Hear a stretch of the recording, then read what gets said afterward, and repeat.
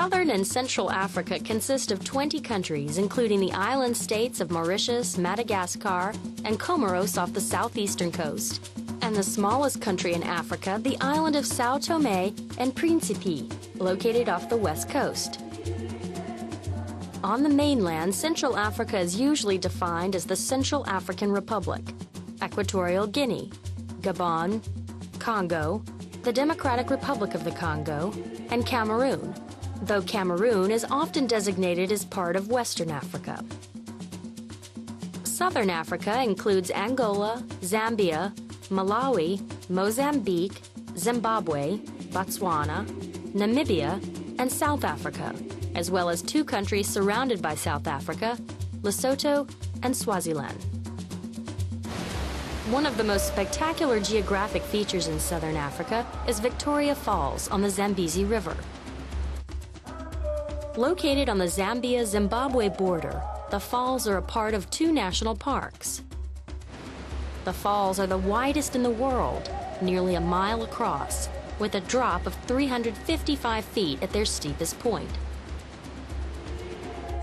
There are many indigenous groups in Central and Southern Africa. One of these is the San. There are more than 85,000 San who make their home in the Kalahari Desert of Namibia and Botswana.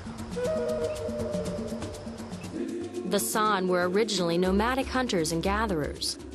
While a few still live this lifestyle, others have found a way to continue to live off the land by working for cattle ranchers. Central and Southern Africa are also rich in natural resources. The Democratic Republic of the Congo has large deposits of copper, cobalt, and many other minerals. South Africa is the world's largest producer of platinum, gold, and chromium, and it has rich diamond mines.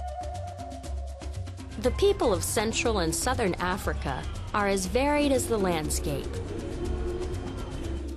Together, they make these regions 2 of the most distinct and beautiful places on Earth.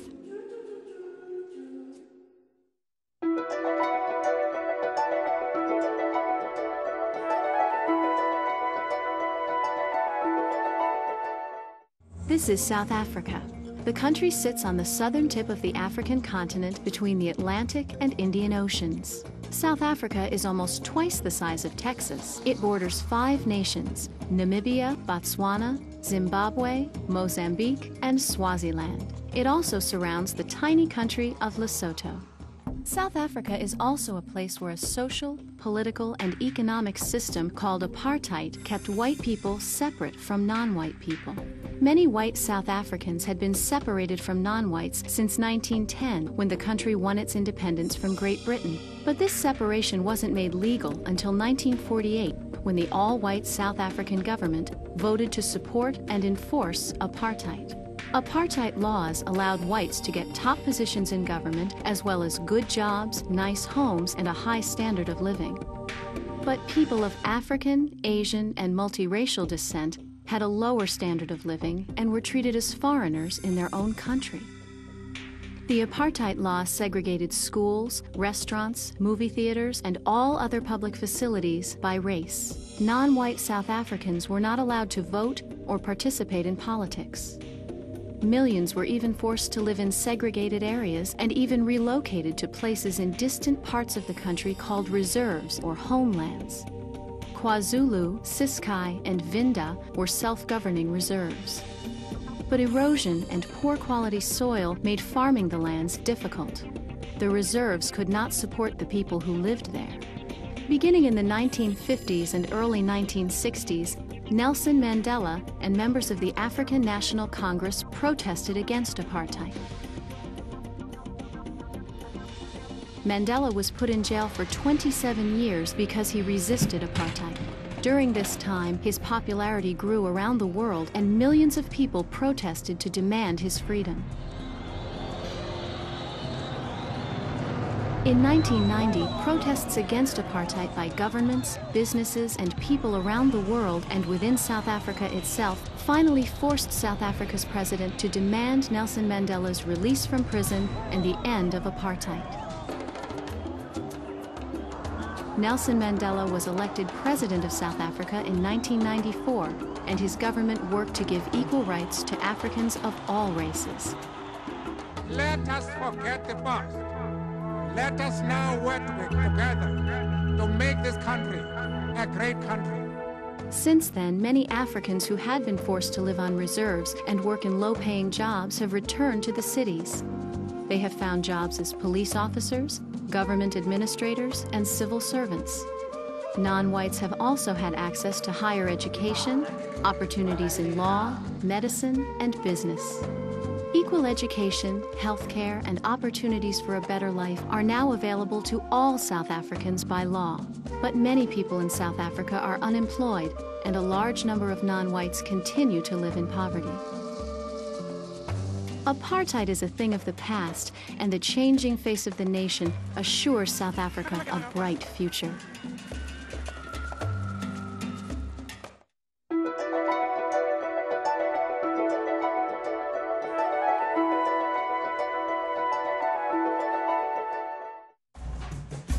Located on the Atlantic coast of southern Africa, Angola is bordered by the Democratic Republic of the Congo to the north and northeast, Zambia to the east, and Namibia to the south. Angola also includes a small wedge of coastal territory within the Republic of the Congo. Angola's capital is Luanda. Portuguese is the official language of this former colony of Portugal, but people speak dozens of other local languages, including 6 recognized as national languages. Civil war and unrest have dominated Angolan life since the mid-1970s, turning the country into one of the poorest in the world. 4 major ports sit along the coast, but all have been hurt by the fighting and economic decline. Subsistence agriculture employs about 85% of Angola's 12 million people. Some have also found work in emerging industries. Oil production is the one bright spot in the Angolan economy. It is the second largest producer of oil in sub-Saharan Africa. But few have benefited from this. Most Angolans live in extreme poverty. More than half the population is illiterate, and life expectancy is less than 40 years. Angola also has the second highest child mortality rate in the world. Almost 1/3 of all children born there die before they turn 5 years old. But there is hope on the horizon. With a new peace agreement and the help of relief organizations, many are optimistic that Angola will at last be able to refocus its efforts to meet the country's humanitarian and developmental needs.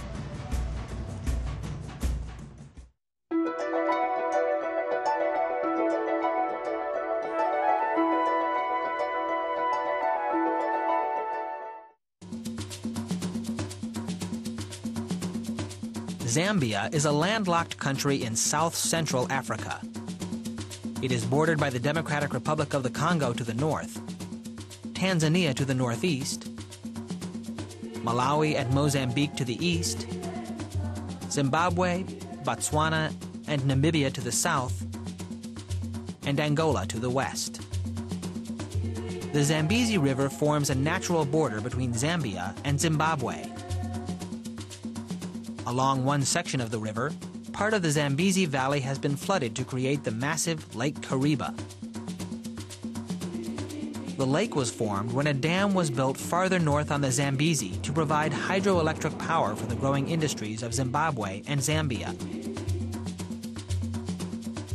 The dam, constructed between 1955 and 1959, is still one of the world's largest. At the time of its completion, Lake Kariba was the largest artificial lake in the world. It covers about 2,000 square miles and contains many islands. The creation of the lake forced resettlement of about 50,000 members of the Batonka tribe, a group that had lived for centuries along the Zambezi River. The dam also threatened the area's wildlife habitats. To rescue animals trapped by the rising lake waters, authorities launched Operation Noah in 1960. They rescued more than 5,000 animals from 35 species, including 44 endangered black rhinos. Today, Lake Kariba has become a popular tourist destination, as well as a source of water for the wildlife in the surrounding nature reserves.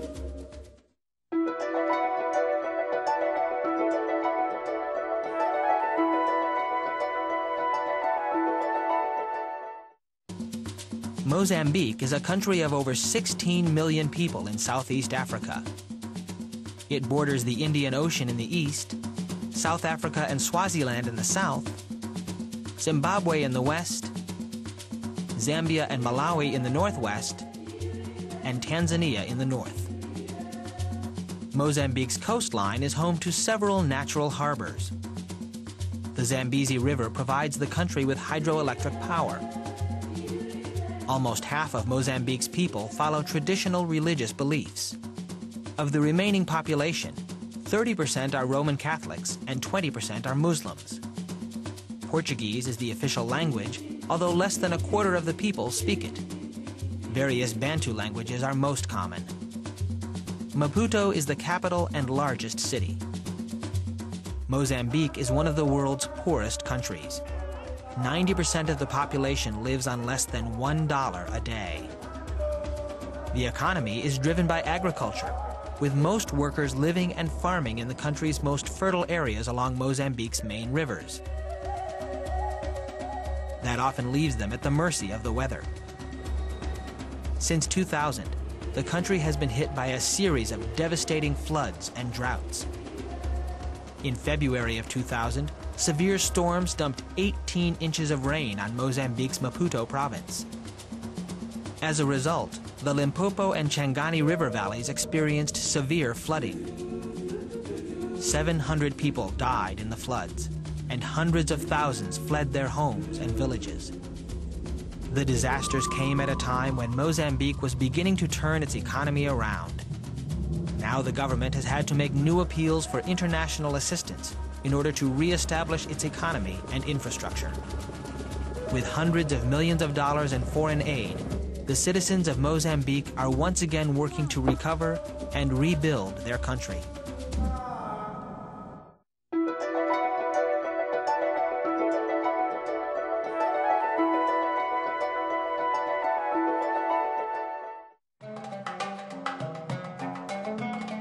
Zimbabwe is bordered on the north by Zambia, on the northeast and east by Mozambique, on the south by South Africa, and on the southwest and west by Botswana. Harare is the capital and largest city. The country's eastern highlands region is a narrow mountainous belt along the Mozambique border, where Mount Inyangani stands as the highest point in Zimbabwe. More than 12 million people live in Zimbabwe. English is the official language of the government, but 2/3 of the people speak Shona, a Bantu language, as their first language. Victoria Falls is one of Zimbabwe's great attractions. This waterfall is almost twice as wide and twice as deep as Niagara Falls. The falls stretch over more than 5,500 feet with a drop of 350 feet into the Zambezi Gorge.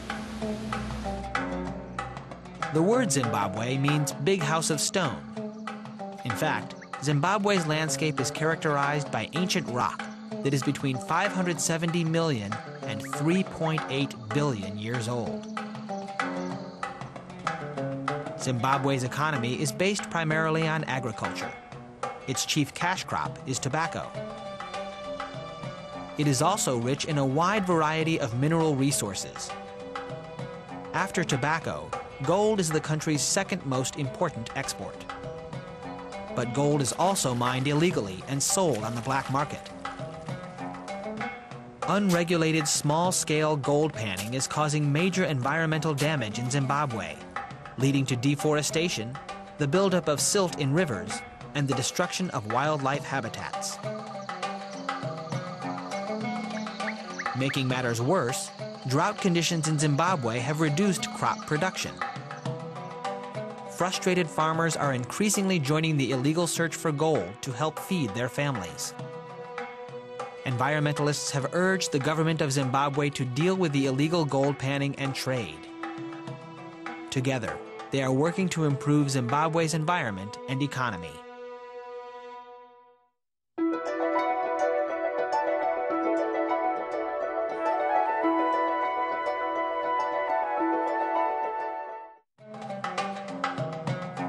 Botswana is located in central southern Africa.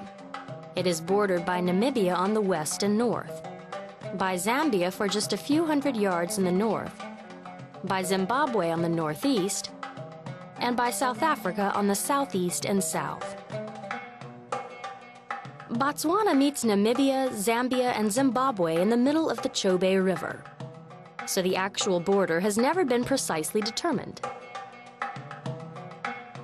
Gaborone is Botswana's capital and largest city. The Kalahari, a large sand-covered plain, covers 70% of the country. Grass and thorn scrub grow during the rainy season, so animal grazing and agriculture is possible in some areas. The Kalahari is home to large herds of game animals. Antelope such as eland, gemsbok, springbok, and steenbok live here, as well as giraffes, wildebeest, the black-backed jackal, warthogs, and many other small animals. The Kalahari is also home to the San people. The San are descendants of the original inhabitants of eastern, central, and southern Africa. At the turn of the 21st century, the majority of the San's remaining 100,000 were living in Botswana's western Kalahari. The San live in round thatched grass structures. They speak dialects of what are called click languages, noted for the audible clicking sounds that are part of their pronunciation.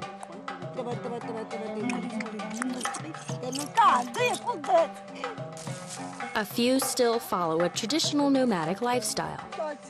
Living in small family groups, they possess only what they can carry and move in search of food. They use poison arrowheads to hunt game. Today, these indigenous people are coping with changing population and economic conditions. They struggle to remain independent and to determine their own future in Botswana's increasingly modern society.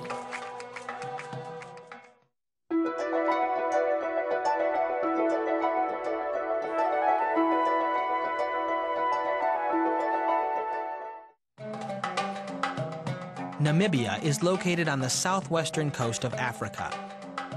It is bordered by Angola to the north, Zambia to the northeast, Botswana to the east, South Africa to the southeast and south, and the Atlantic Ocean to the west.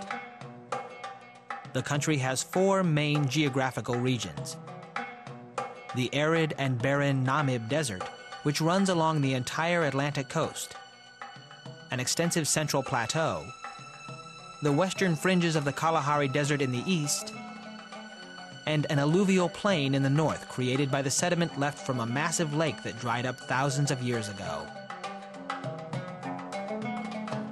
The capital and largest city of Namibia is Windhoek. Most of Namibia's nearly 319,000 square miles are empty land. The Namib Desert has been arid for more than 80 million years. Its sand dunes are the highest in the world.